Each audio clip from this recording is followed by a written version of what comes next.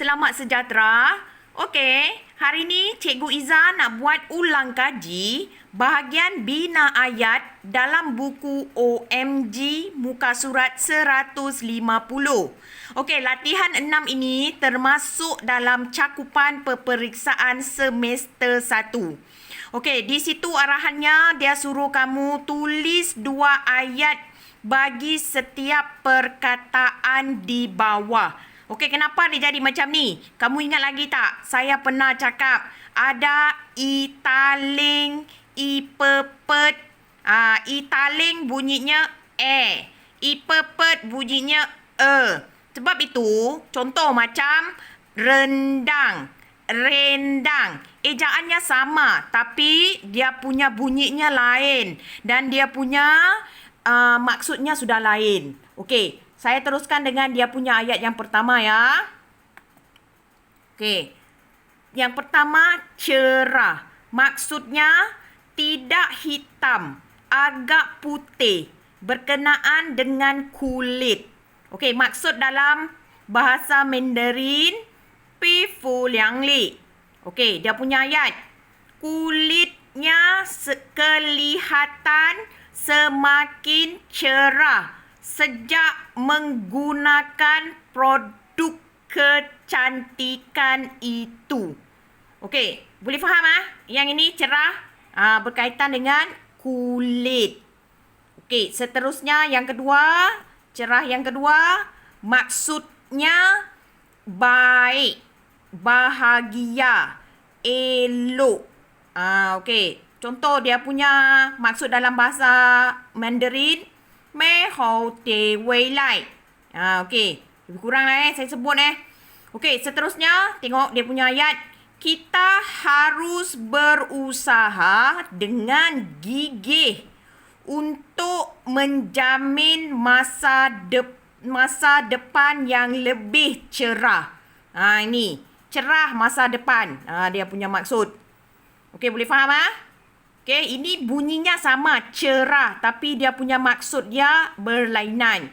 Yang ketiga, ini yang tadi saya kata. Yang pertama ini bunyinya rendang. Maksudnya sejenis lauk yang dirempah-rempahi, dibubuh santan dan dimasak sampai kering. Okey, dia punya maksud dalam bahasa Cina, bahasa Mandarin, rendang ji. Rendang ayam. Okey, contoh dia punya ayat dia. Ayah membeli seekor ayam untuk dibuat rendang pada malam nanti. Okey, macam biasa mesti kamu highlight dan gariskan perkataan yang kamu tulis untuk dia jadi bina ayat itu. Perkataan rendang itu digariskan, highlight. Yang macam nombor 1 dan 2 tadi cerah, di-highlight, digariskan. Okey, yang keempat, ini bunyinya jadi italing, rendang. Okey, ini rendang maksudnya rendah dan banyak daun serta cabangnya.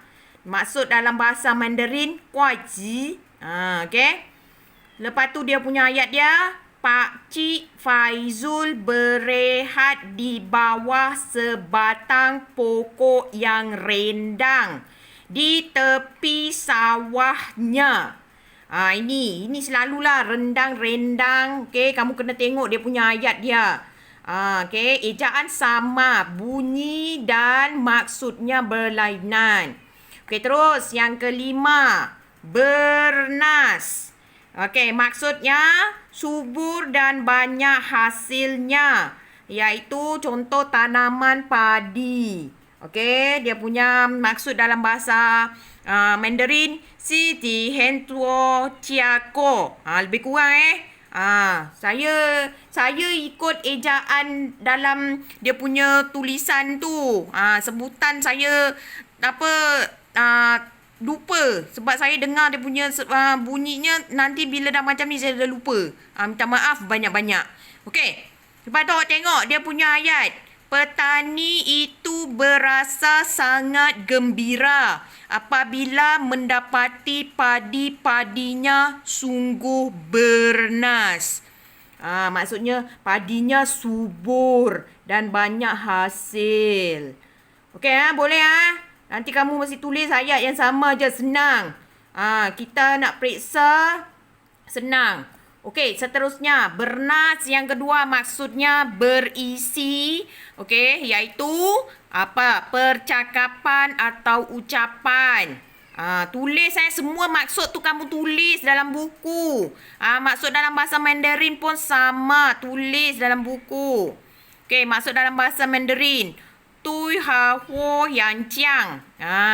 Okey, dia punya maksud dia punya ayat dia. Idea yang dilontarkan oleh pembahas itu sungguh bernas dan matang. Ni bernas maksudnya yang dia cakap itu bukan kosong, tapi ada isi dia punya percakapannya. Okey, pastikan ejaan dan awak punya ayat mesti tak tertinggal pun satu perkataan ya. Kalau tertinggal satu perkataan dia boleh jadi maksud yang berlainan dia punya ayat. Okey, terima kasih.